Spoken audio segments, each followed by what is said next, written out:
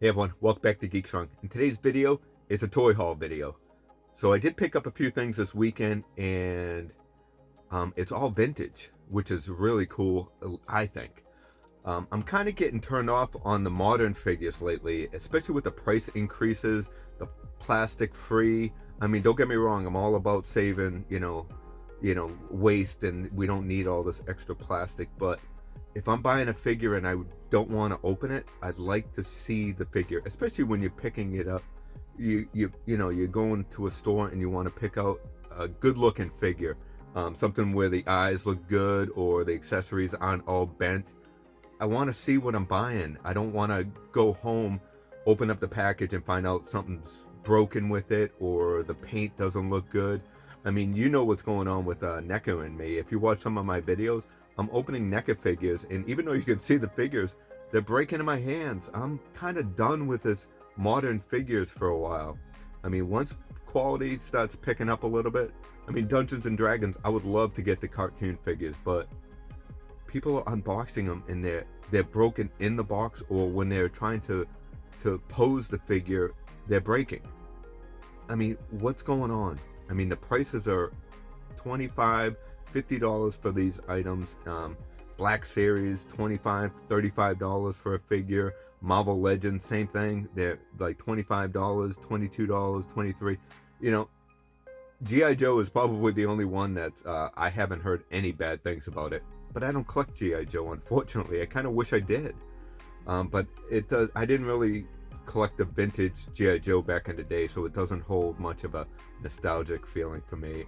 It doesn't hit the heartstrings, even though I did collect the 70s, late 70s, early 70s 12-inch figures, and we had like all the vehicles and stuff like that. But those really aren't the same as, the figures that came out in the 80s, 90s, and so on. But I am starting to focus on more vintage because I love vintage figures. Even, to me, Power of the Force 2 might be considered vintage now. And I do have a few items from that. So, yeah, what do you say? Let's do this!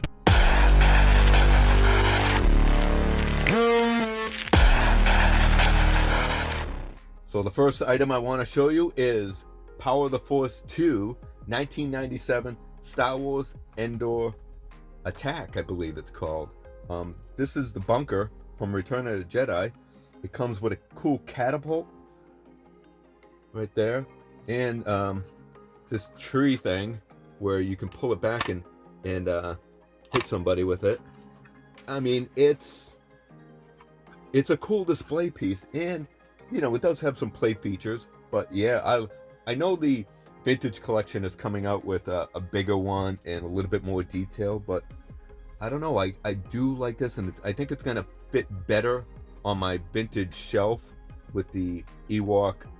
I'm looking up at it, that's why I keep looking up, is because I have the vintage Ewok village and a bunch of other stuff, and I think this will fit better with it than the large vintage collection that's coming out, even though I probably still will pick that up because I do want that carded figure, because I do still like the vintage collection, even though the prices are going up, which I'm really not happy about. So I'm trying to stick with original trilogy, just the things I love.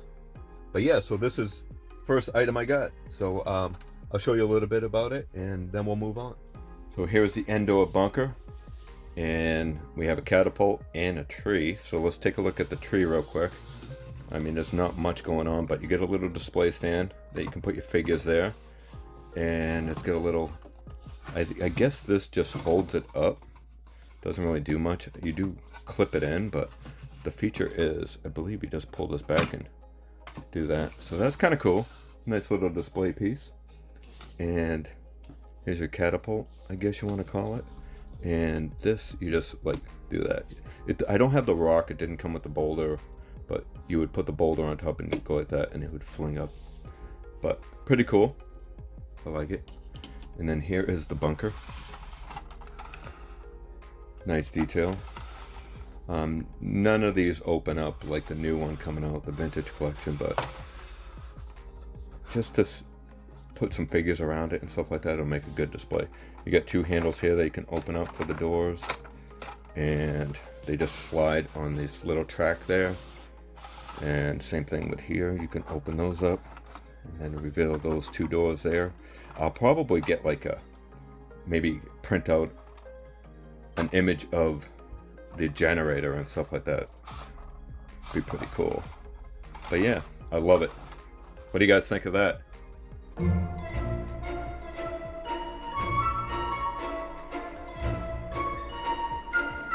So the next item I have here is this little guy here. And I didn't know what this was, but it was $2, so I had to get it. And it was with the snorks. You know the snorks? Those little underwater, they're kind of like the Smurfs. But it was with it, so I had to take a chance for $2. But it's actually from Bonkers, a Disney cartoon that came out a bit ago, and I'll put a little clip here. Bonkers. Someone's stealing the show. Casey, I gotta go. No. Bonkers. Thanksgiving. But this is Toot. So look at that. The guy's kind of cool. So I picked him up for $2, and it's a little, you know, it'll look cool on my vintage shelf. So there's that. Here's a quick look at Toot.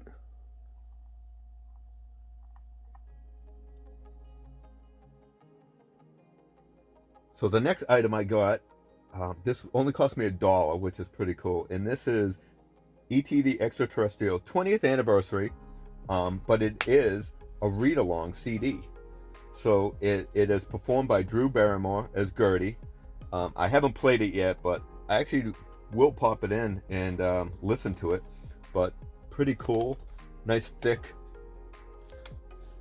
case. And it comes with a CD and a cassette, which is pretty cool, and a book. So I'll show you up close on the book. So let's take a look at the book. Here's a quick look at the E.T. CD read-along, performed by Drew Barrymore as Gertie, and performances by the cast of the classic film. Here's the back. Yeah, but these are pretty cool. I gotta say, I mean, look at the thickness of this case. And you got a cassette, CD. So here's the book, read along. Check out all that. How do you use your read along in your computer? Hey, wait a minute. That's a CD for your computer? Oh, I didn't know that. That's pretty cool. So yeah, look at that. So I'm reading through the camera. So how do you use your read along in your computer? So yeah, check that out. That's pretty cool. But here is also the book you can read along with the cassette tape. And there's some images here. I'll just go through it pretty quick. And it looks like some kid had a good time coloring through this and drawing.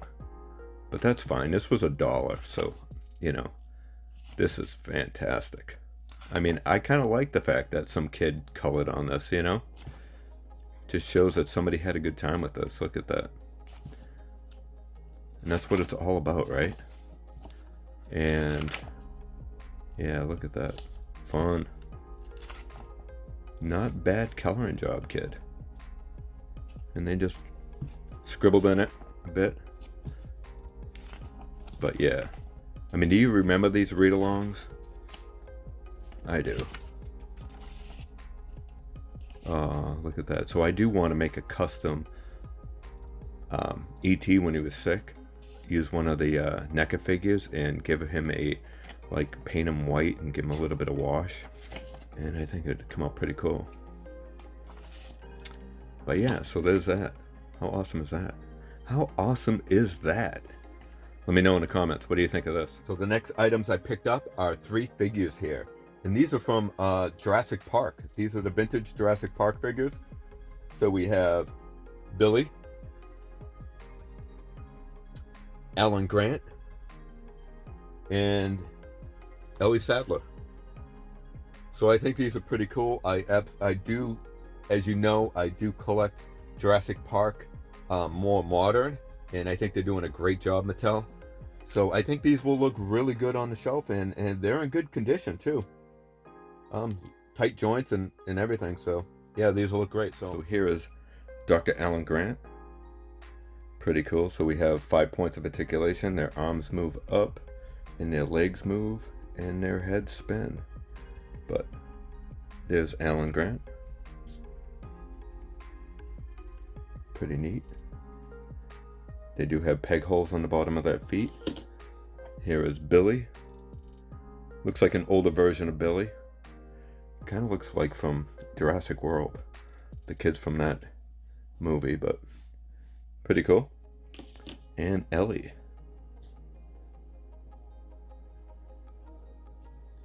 These are in pretty decent shape, I think. Not much paint rub on them, but yeah. So what do you think of these three?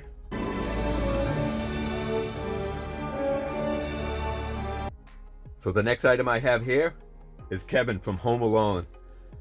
So this is from 1991, and it is a pull string toy. Unfortunately, the pull strings, the voice boxes always get messed up. So when you pull it, it's like super fast.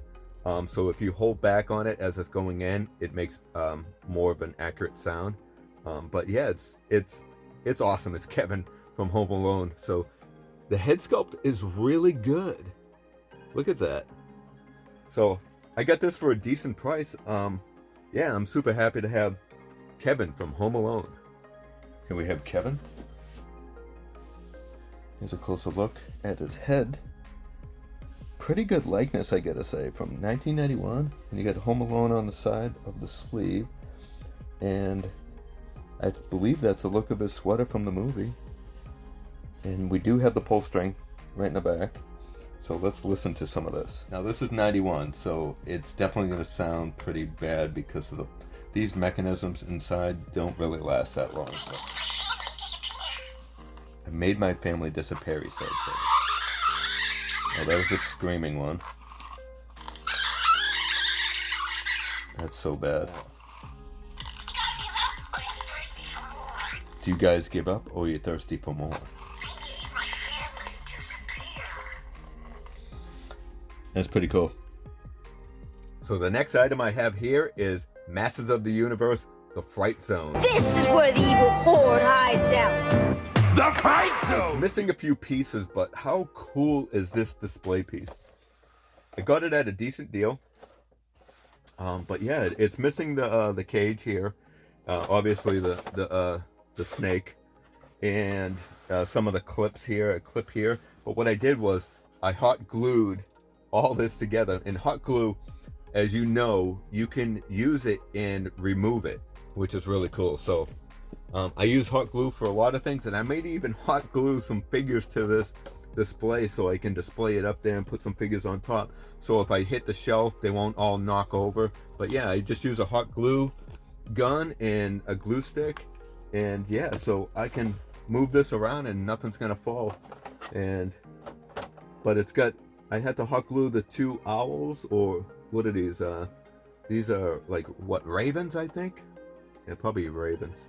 And it might be missing a top here also, but pretty cool. I mean, not much going on in the back here, but I guess you could use, you know, have a little playset back here. And I didn't even know that Hordak was on the front here. But yeah, this is pretty cool. So yeah, if you want to take a quick look at this, I'll show you a little closer look. This thing's pretty cool. I mean, it's missing the front cage, I guess you want to call it. But I think everything else is pretty much here, except for like a clip over here. But this works here. There's like a little, where is it? Right there. It's like a, I don't know if it's supposed to be like a mouth right there. And that closes like teeth. I never had this as a kid, but pretty cool. It's missing the snake, obviously. That's hard to find, but look at all the detail in there. So you got skulls, you got like chains hanging there, steps. So I can put a bunch of figures here. So we'll put like Hordak here or something like that, you know. Yeah, it's pretty cool. And then let's take a look at the tree. So here is the top of the playset, and this is the tree. So on the back here, you squeeze these, and apparently it like it'll grab the victim right there. The tree comes alive and we'll squeeze them. Pretty cool. This lever here would, I believe, open the cage. But yeah, pretty awesome. So I might put like Hordak on top of here for display like that. What do you think of that? How cool would that look? Put them over here by the tree. Little hot glue, and it'll look pretty awesome. So nice of you to drop in for lunch. The Fright Zone! The Fright Zone! The Fright Zone! And the Masters of the Universe! Here we have the 1983 Kenner Indiana Jones convoy truck. Finally, I get this in my collection. So I do collect a lot of vintage Indiana Jones figures and playsets, and this I never saw in person. And when I saw it at the store last week, I knew I had to get it in my collection somehow. So I got it. Here it is. It is awesome.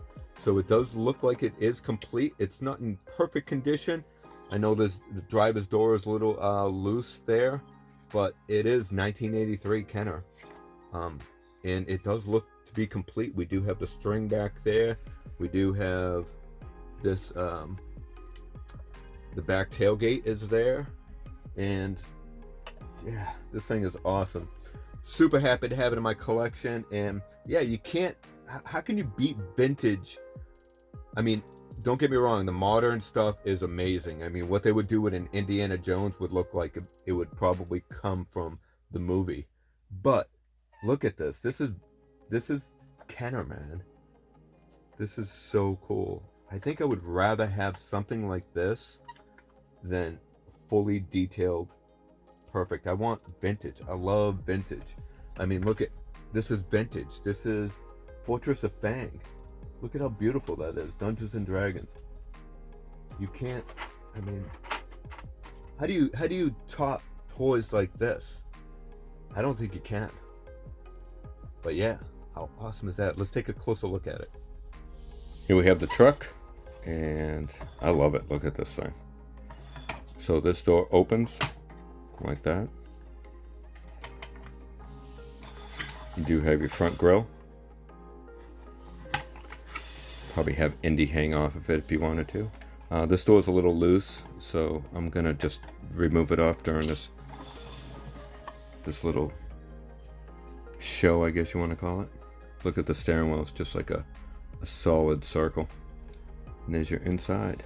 You do have a little window there, so if you take this top off, you can see through the window. But yeah, pretty fun detail. I mean, this is Kenner. This tailgate opens, and this door opens too. You have a little storage part on the roof, and this comes off, so we can take a look at inside the vehicle. So there's little storage areas here. We can probably put weapons and stuff, and you can flip this up like that, and you have little bench seats. Do it like that, and then when you want to expose, there you go, boom. Yeah, pretty cool. And then you get the rope feature here, so you hit this lever here and push it over like that, and it locks the wheels, so when you're moving, it'll pull him closer. So let's take a look at that. So what's an Indiana Jones review without using Indiana Jones? So this is the vintage Indiana Jones, not in the greatest condition, but it's still pretty cool to have. And this is the item that you would drag him with. So apparently, I believe you stick his hands through these little stars or something right there. And yeah, because he can't really grip these bars. So you just stick his hands through here. And let's drag Indiana Jones. Let's do it.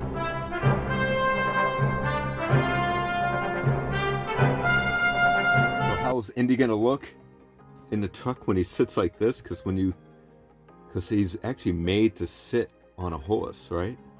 But let's put him in the truck, check him out. So he actually does fit in there pretty well.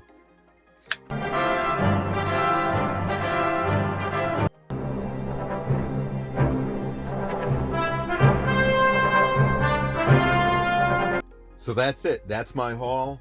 I'm super psyched to have all this in my collection. Yeah, it was a good weekend. Good weekend of toy picking.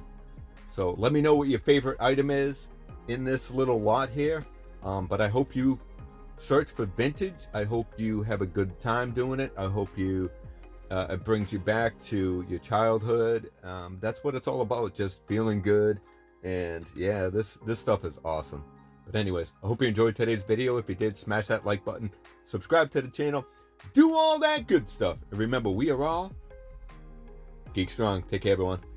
So this is a cool item I picked up last week, and when I first walked by, I had no idea what it was. I'm like, man, that's pretty creepy.